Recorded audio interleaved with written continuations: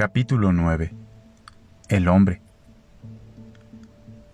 El ser humano gusta de ejercer una influencia canalizadora sobre la indiferenciada organización energética que constituye el continuo espacio-materia.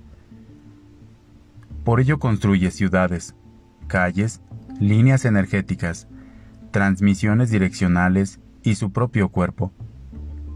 Paga la transformación de lo absoluto a lo relativo con una lucha por mantener la estructura energética que él mismo ha creado. Obtiene satisfacción en el control y ve su limitada capacidad de creación con los ojos de la fantasía más desbordada. Solamente cuando se pone en contacto con lo que llama sobrenatural, divino o simplemente extraño, se percata de su limitación cotidiana. Sin embargo, quien se haya conservado lo suficientemente inocente, incisivo y astuto para percatarse que lo cotidiano implica la creación de la experiencia, sentirá en el contacto con lo divino una confirmación de su propia naturaleza. Pachita anunció que iría a Parral. Llegué a despedirme de ella una noche. En realidad no sabía si me la iba a encontrar o si ya había salido hacia Parral. Me sentía muy triste por un problema personal y en el fondo de mi ser tenía la esperanza de que ella me ayudaría a salir. Me encontré la casa llena de luz y sus habitantes empacando. SM de Parral les había enviado una camioneta para el viaje y se preparaban para abordarla. Escogí una silla de la cocina y me senté a meditar. Al poco rato apareció Pachita y me saludó. Noté que su cara había envejecido y que también parecía triste. ¿Cómo estás, Jacobo? Meditando, Pachita, tratando de concentrarme conmigo mismo y de quitarme la tristeza. La meditación y la no meditación son lo mismo, me contestó.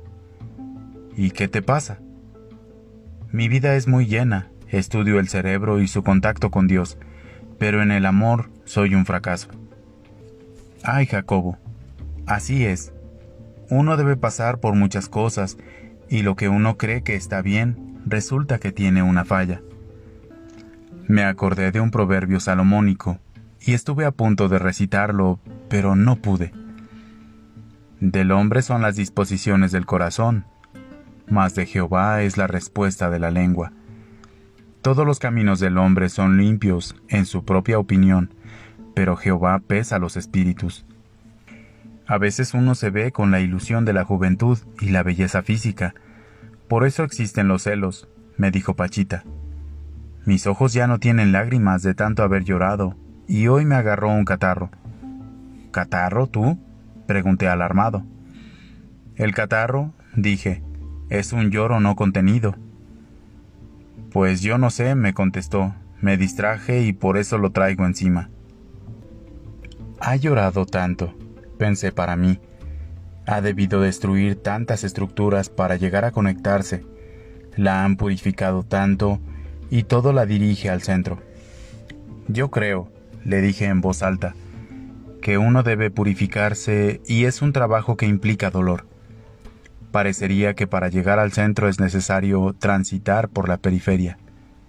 Uf, no sabes lo que en mi vida ha sufrido por esa purificación. He sentido quedarme sin nada, y siempre he encontrado otra cosa, más profunda, más cerca. Es que así es, y eso es doblemente difícil para nosotros los Sagitarios. Tenemos un camino que nos conecta con Dios y otro con nuestros deseos, y vivimos flotando y sosteniéndonos en medio de ambos. ¿Y por qué tú? Le pregunté acerca de su contacto con el hermano. Esa pregunta me la he hecho miles de veces, me contestó sonriendo. La eterna pregunta, ¿por qué yo? Pues no sé, continuó. Viene desde muy chica, no sabía más qué decir. Yo me sentía un poco absurdo y noté que Pachita ya no deseaba hablar. Me despedí y quedamos de vernos en Parral. Que Dios te dé mucha paciencia, me dijo Pachita al despedirse. Capítulo 10. Patrones. En dirección a Chihuahua, volando entre las nubes que cubren la joya de la Ciudad de México. Jamás desde que el hombre es hombre, tantos seres de mi misma especie se han reunido en tan poco espacio. Lo que sucede en ella, la ciudad más grande del planeta, es absolutamente impredecible. Quizás por ello, en ocasiones me siento tan extraño. En mi grupo de meditación es clara la formación de una nueva y original conciencia resultante de nuestras interacciones. ¿Qué es lo que nace de la Ciudad de México? Había decidido ir yo también a Parral, y en el aeropuerto esperaba subirme al avión que me llevaría a Chihuahua, como quien espera al Mesías.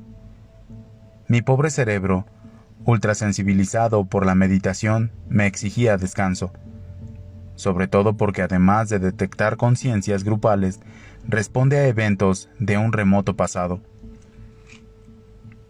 Así es que, ya en el avión, recordé y me alegré de haber abandonado, por un tiempo al menos, la Ciudad de México. Creo que porque a una velocidad elevada, y sobre las nubes, se crea un espacio de alta sinergia.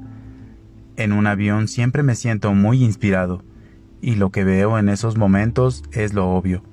Así, me asombro de todo.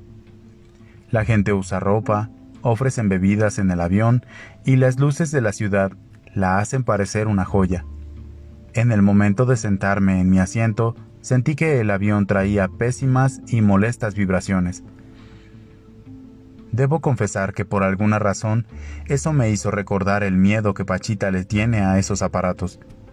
Me sorprendió oírle decir que jamás vuela por temor. Existiendo el hermano, era extraña la falta de fe. Creo que todo depende del punto de referencia, desde el cual se mira la realidad. Un avión es una envolvente frágil, más que la túnica de Cuauhtémoc, que Pachita siempre viste en las ocasiones solemnes, y al recetar y operar, sobre todo operar. Todos los sacerdotes, de todas las épocas, usaban algo similar, me dijo Armando al contarle que había olvidado escribir acerca de la túnica durante las operaciones. ¿Era de Cuauhtémoc? No lo sé. Lo único que pienso en ese momento es que no puedo escribir todo lo que aprendo y que en ocasiones me gustaría tener frente a mí una pantalla en la que aparecieran claros y brillantes los trazos que como dibujos preciosos dejamos los seres en nuestro camino. Ya había pensado que eso podría percibirse durante una expansión considerable en la duración del presente. ¿Se imaginan? Podríamos ver los patrones y nuestras interacciones con los mismos. Mi primer contacto con Pachita sería la confluencia, en un punto de la pantalla, de muchas líneas. Mi primer contacto con Pachita sería la confluencia en un punto de la pantalla de muchas líneas. Mi viaje a Chihuahua, otra línea, y mi detección de las malas vibraciones en el avión, una. ¿Quién sabe? Pero prefiero decir algo más cuando hablo de patrones. Por ejemplo, la destrucción del Templo de Jerusalén, con la subsecuente diáspora, es un punto a partir del cual se expanden líneas en todas direcciones. Una pequeña lucecita sería yo, brincando de vida en vida, hasta este momento. Si pudiera ver los patrones, entendería la sincronicidad. Como esta, 5 minutos después de que Quetzalcóatl de López Portillo leía, «¿Qué os asombra?», repitió Quetzalcóatl. «Ya dije que todo es ritmo y música. El mundo es como esta tela que ahora fabrico. Cada uno de nosotros va y viene. Así se construye la tela de la creación, con la que se adorna el Señor para su gloria». «Sí», dijo Quetzalcóatl, «es una hermosa tela, hecha de buenas y malas acciones, que solo el Señor alcanza a ver completa, y en la que los soles del día y la noche son como sus piedras preciosas. Los patrones son como flores. A estas últimas no les había puesto atención alguna, hasta que hace poco tiempo sucede que perdí una de ellas, y de pronto me di cuenta que existían. Las flores, los niños y los patrones se comunican entre sí para deleite de aquellos que, como yo, nos dedicamos a observar. Así me ha sucedido siempre que la he buscado, y Parral no podría ser la excepción. Capítulo 11. Parral. Enclavado entre las montañas y en medio de desiertos gigantescos, saturados de colmenas, de montes, cada vez que veo el planeta desde las alturas, me parece estar ante la superficie neocortical. Para explicar la experiencia, había yo acudido al concepto del campo neuronal, como envolvente energético, tridimensional, resultante de las interacciones que entre todos los elementos neuronales me lo había imaginado como una flama hipercompleja o como la superficie del planeta Tierra. Desde la avioneta que me llevaba de Chihuahua a Parral, de nuevo vi a mi casa planetaria como un campo neuronal gigantesco. Se puede ver desde todos los puntos del espacio, por lo que también es un campo energético. Interactúa como el espacio desde todos los puntos que lo contienen como semilla de visión, y al igual que la interacción entre el campo neuronal y el espacio, el campo planetario debe crear y ser experiencia. Casi no se mueve y rara vez hay un terreno capaz de cambiar su estructura. Es como las tarántulas, que han llegado a la inmovilidad del ser. Tiene ríos como venas, mares como reservorios de sangre, y ciudades, pueblos, villas como...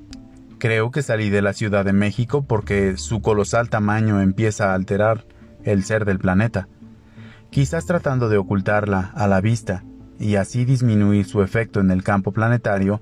Se la cubre de niebla y smog.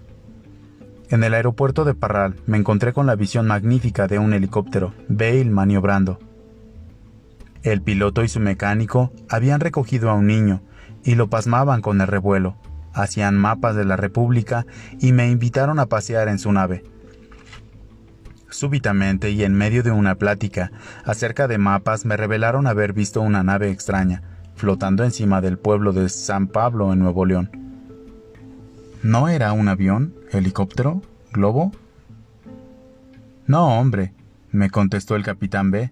Llevo 40 años de piloto y sé reconocer. Entonces ustedes tienen suerte. Según el plomero que me vendió el refrigerador y era experto en esas naves, el que las ve por primera vez queda señalado y adquiere un nuevo poder de percepción. Me hospedé en el Hotel Adriana, recordando a mi flor perdida, y me dispuse a buscar a Pachita. No sabía su dirección y eso me gustaba. Ahora todo debía adquirir significado o no la encontraría. Cuando conocí a Pachita y al hermano, creía que mi misión era reunir a Quetzalcóatl con Cuauhtémoc. En Tepoztlán había visto las señales del nuevo arribo de Quetzalcóatl, inscritas en una cueva llena de memorias. Me había traído el libro de López Portillo. No tenía prisa ni tampoco calma, más bien esperaba una señal. Al ver la conciencia planetaria, me había preguntado acerca de su relación con la unidad, y me había visto luchando por encontrar un puente de unión entre lo relativo y lo absoluto. Abrí el libro y leí que el primogénito de Quetzalcóatl había sido llevado a la tierra del Mayab. Las coras de Pachita viven en el Mayab, me dije, y asombrado, inicié la búsqueda. Había un significado en las ataduras de los cabos sueltos. El encuentro consciente de las relaciones, la transformación de los vacíos en llanuras de contacto. En la calle tomé un taxi, y el chofer, un sagitario nacido el 14 de diciembre de 1910, me llevó directamente a una casa blanca sobre una montaña, toda rodeada de minas de minerales. En 10 minutos había llegado a la casa de Pachita. 50 metros detrás de mí apareció un automóvil plateado con Pachita, su hija y un acompañante. Me lleva la chingada con el calor, llegó diciendo Pachita, con un vestido rosa y piernas de quinceañera. Pachita se quejaba de la falta de lluvia. Nos sentamos en el portal de la casa viendo nubes. Mira, me dijo Pachita, nadie ha regado estos rosales, y míralos, floreados y con hojas frescas. Carajo, con este calor de la chingada, que llueva, que se junten las nubes y que los ríos se llenen. Mira, me señaló un cerro cercano. Esa mina no tiene agua, y roban las bombas que han conectado. Volteé a ver la fábrica y me di cuenta de una nube rapaz que se aproximaba. A los 2 minutos, un círculo de 200 metros alrededor de la casa se llenó de gotas. «Mira, Pachita», le dije emocionado, «empezó a llover. Te hicieron caso». «Solo son lágrimas», me contestó. «Oye, Jacobo, ¿qué son matemáticas 3? «¿Qué?» «Sí, hombre, ¿qué son matemáticas 3? «Pues no sé, Pachita». Pachita me enseñó un papel en el que alguien preguntaba si debía estudiar matemáticas 3. «Pachita», le pregunté, «¿me dejas escribir tu vida?» «¿Para qué? ¿Qué importancia tiene?» «Da conciencia, hace entender, permite encontrar los significados». «Bueno, ¿y qué quieres saber?» «Lo que tú me digas, Pachita». Iba a traer una grabadora, pero no pude. Ahora me volveré loco tratando de recordar todos los detalles, pensé alarmado. Déjame acabar este capítulo. Hacemos llover y después me cuentas tu vida. Bueno, la casa de Parral está diseñada para realizar el trabajo de Pachita. Un cuarto para almacenar medicina, otro para consultas y operaciones, y una sala de espera. Algo me había pasado después de hablar con Pachita. Sentía que una energía poderosísima me saturaba e impedía estar tranquilo. Decidí salir al terreno contiguo a la casa y meditar sentado en una silla. Tomé una silla del comedor y cuando iba a empezar, vinieron por ella y me ofrecieron otra. «¿Qué dice Pachita que mejor en esta?»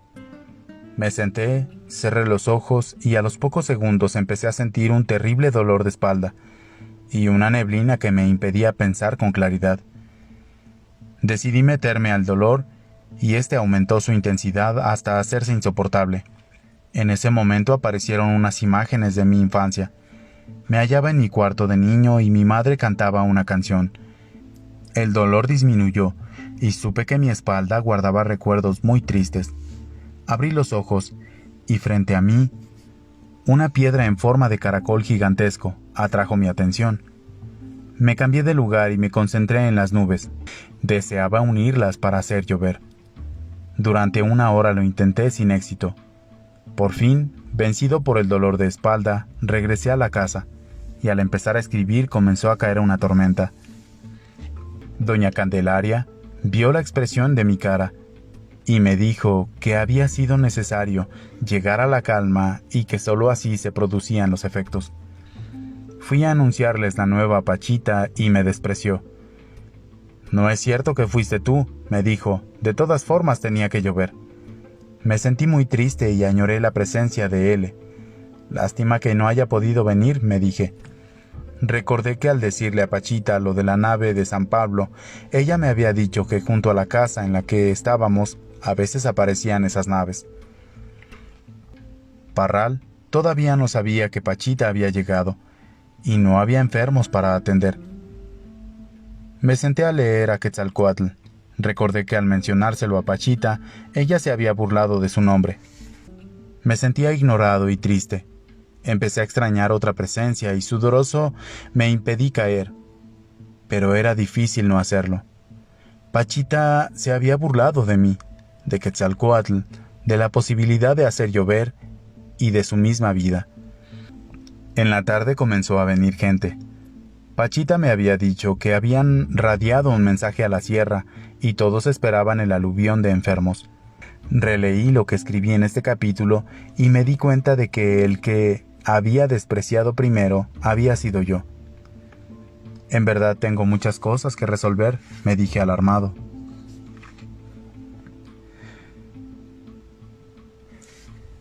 Capítulo 12. El inicio.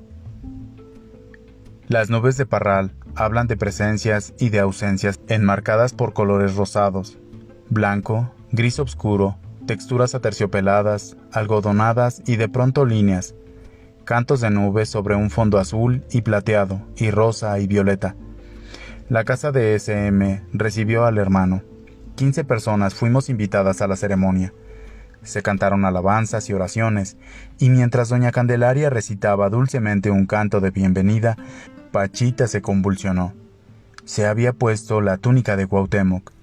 saludó con su brazo derecho en alto. Los saludo, hermanos míos, y doy gracias al Padre por permitirme estar de nuevo con ustedes. Agradezco que me hayan mantenido en su corazón y pido que mi rebaño se conserve unido en armonía. Al llegar al recinto de operaciones de Parral, enmarcado con un gran cuadro de Cuauhtémoc, flores y un esquema tridimensional del interior del cuerpo humano, M nos había hecho una introducción. Aquí en esta casa, nos empezó a decir, se han realizado aproximadamente 2000 operaciones. Antes el hermano trabajaba en mi casa, pero las condiciones no eran adecuadas. Sepan que en todo este tiempo nadie ha muerto jamás. Las operaciones resultan y los enfermos sanan, pero algunos recaen. No basta la operación. Es necesario que ocurra un cambio de mentalidad. Los malos hábitos mentales deben eliminarse para que la cura sea permanente. A mí el hermano me operó de una úlcera. Yo tomaba medicina 10 o 12 veces al día y sufría dolores terribles. Me operó y sané, pero seguí trabajando como siempre, preocupándome como siempre, y un día, 6 meses después de la operación, tuve un ataque de gastritis. Mi hermano le habló a Pachita y ella dijo que el hermano se encargaría de sanarme. Esa noche dormí bien y al otro día estaba completamente curado, y hasta la fecha, 4 años después, sigo estando bien. Un niño se aproximó al hermano. Este lo recibió con dulzura. Mi dulce niño, fíjate bien que yo te voy a enseñar muchas cosas. Nos hicieron salir del recinto y yo esperé afuera. Sentí que no me dejarían ayudar y me entristecí. Las nubes del atardecer cambiaban de colores, como la vida, y mi vida espera un nuevo milagro. Sentado en medio de unos leños, al lado de la Casa Blanca, me dolía mi espalda. Yo no soy puro, y por eso ya no voy a poder ayudarle a Pachita. Yo he cometido muchos pecados, he hecho sufrir y por ello no soy digno. Es terrible sentirse culpable. Da dolor de espalda y de cabeza. A lo lejos vi un rayo, reptando entre las nubes, y recordé a don Lucio, y me paré de entre los maderos y me acerqué a la casa. Quiero ver la operación del corazón. Algo va a pasar allí. Debo ayudar. Quiero ver la operación de corazón, me dije con firmeza. Había visto la lista de operaciones, y una de ellas era del corazón. Era miércoles, y por primera vez, en esa ocasión de Parral, iban a operar. Seguramente de las 2000 operaciones, muchas habían sido de corazón, pero esta era la primera para mí. Me acerqué a la puerta, con todos los pensamientos que he descrito, y me dejaron entrar. Permanecí unos minutos en el cuarto de recuperación y me asomé al recinto de operaciones. Aprovechando que abrieron la puerta, me llegó un olor a sangre, calor, sudor humano y falta de oxígeno. Sentí náuseas, tomé fuerzas y penetré. SM me pidió que me parara al lado de la cama de operaciones. Me acerqué al hermano y lo saludé. En el nombre de mi padre, yo te saludo, hermano. Hola, buen hombre. ¿Cómo estás? Recién habían terminado una operación de trasplante de pulmón, y ahora llamaron al siguiente paciente. Un hombre delgado ocupó la cama. Se quitó la camisa y una terrible cicatriz quedó al descubierto, a la altura de su corazón. ¿Cómo te llamas, cariñoso niño?, preguntó el hermano. La pregunta se repitió varias veces antes de recibir una contestación. José, dijo por fin el hombre. Ya te han operado, ¿verdad? Otra vez, un largo silencio y por fin una respuesta afirmativa. Hermano, nos dijo el hermano, por favor, oremos por este hombre. Todos mis pensamientos lúgubres desaparecieron, y le tomé la mano a José mientras el hermano abría su pecho con las tijeras y después introducía el cuchillo. Abrió unos 15 centímetros y le pidió ayuda a Memo. Lo hizo sostener una vena que había cortado y empezó a penetrar en el corazón. Hizo otro corte y anunció que estaba a punto de abrir la aorta. Me protegí con un algodón húmedo, con alcohol. Pensé que la sangre brotaría impetuosa, y mi expectancia no se cumplió. Solo un pequeño chisguete fue el resultado de cortar la aorta. El olor que despedía la herida era fétido y repugnante. El hermano pidió el trasplante y lo colocó encima de la herida. Era un corazón rojo. Siguió maniobrando. Ligó conductos mientras seguía sosteniendo una vena. El corazón sobre la herida comenzó a latir. Lo introdujo y después volvió a cortar adentro con el cuchillo de monte. «Miren las porquerías que hacen los médicos», nos dijo después de extraer algo que no pude ver con claridad. Después volvió a cortar. Y vi cómo extrajo una masa de tejido, todavía palpitante, de unos 6 o 7 centímetros de largo por 4 o 5 de ancho. Le pidió a Memo que fuera soltando la vena, y al hacerlo vi cómo penetraba. La masa de tejido externa había sido introducida, y con esas maniobras quedó concluida la más larga operación que había visto yo. Saturé la herida, la que cerró inmediatamente, y comencé a vendar. «Con cuidado», dijo el hermano. «No molesten al enfermo». Todo parecía ir bien cuando de pronto el hermano nos pidió que oráramos. Yo palpé el pecho con mi mano y sentí un palpitar tremendo. «Así hacíamos antes», me dijo el hermano. «Eran nuestros sacrificios. Tú lo sabes, ¿no es cierto, Jacobo?» Iba a decir que sí cuando S.M. comentó que toda la historia había sido escrita por los vencedores. El corazón seguía palpitando, aunque ligeramente más calmado que antes. De pronto el hermano gritó algo que al principio no entendí, pero después capté con claridad. «Necesito 2 transfusiones. Rápido que se nos va». S.M. del lado izquierdo y Memo del derecho entrelazan sus brazos con los del enfermo. Arrodillados juntaron sus antebrazos en esta transfusión instantánea. El corazón seguía latiendo aún con mayor fuerza. La escena terrible de 2 seres arrodillados, entrelazando sus brazos con los del enfermo, yo palpando el corazón y la gente alrededor con las palmas de sus manos hacia nosotros, era espeluznante. Como si fuera poco, en ese instante comenzaron a verse relámpagos y a oírse truenos. De pronto Pachita se desmayó y cayó sobre el cuerpo de S.M., aplastando la transfusión.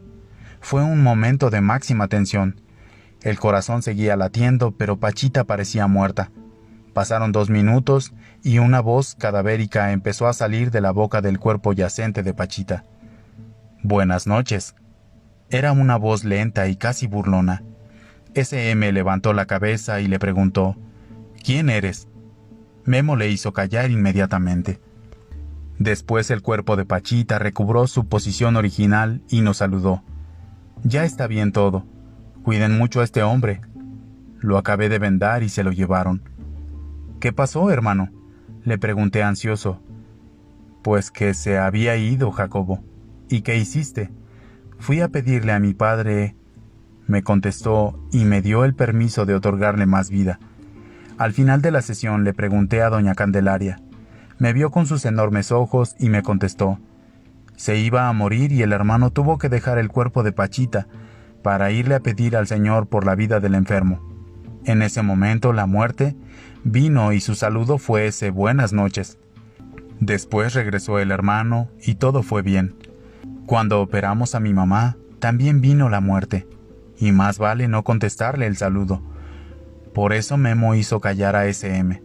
Trajeron a una mujer joven, delgada y sumamente calmada. Se acostó en la cama y el hermano pidió la sierra. Era un caso de un tumor cerebral. Mientras la sierra cortaba el cráneo, la mujer reía. Fue una operación extraña y sin dolor alguno. Al final le pregunté acerca de su valentía. «Es por mi esposo y por mis hijos, por ellos debo estar bien». Recordé a mi madre por causa de un cáncer cerebral. La habían operado extrayéndole medio cerebro. Durante 3 años mis hermanos, mi padre y yo vivimos un tormento indescriptible. Si hubiéramos sabido de Pachita, si ella la hubiera operado en lugar de un neurocirujano. Amé a esa mujer valiente y entendí sus razones más que ella misma. Después trajeron a una muchachita. Tenía alrededor de 15 años y se quejaba de dolores abdominales. El hermano la auscultó y detectó un tumor en el estómago. ¿Eres señorita? Sí, hermano. A ver. Las manos de Pachita tocaron el vientre. No es cierto, no eres señorita. Sí soy. A ver. Sí, eres mi niña preciosa. Solo quería asegurarme. A las señoritas hay que cuidarlas mucho en estas operaciones. Enseguida y sin más preámbulos, el hermano introdujo el cuchillo en el vientre y cortó una gran herida. En 30 segundos le señaló el tumor a SM, haciéndole meter los dedos a la herida. Vi la expresión de asombro de SM y su inmediato retiro de la mano. Se limpiaba la sangre en la sábana, mientras el hermano seguía operando. Por fin extrajo un tumor. Me pidió saturar y vendamos la herida. Después trajeron a un viejo. Tenía un terrible dolor trigeminal, que iba a ser curado mediante el trasplante total de un nervio trigémino. Este último era sostenido por el hijo del enfermo, mientras el hermano horadaba la parte inferior de la región temporal derecha del hombre. Mientras operaba la boca de Pachita pronunciaba frases.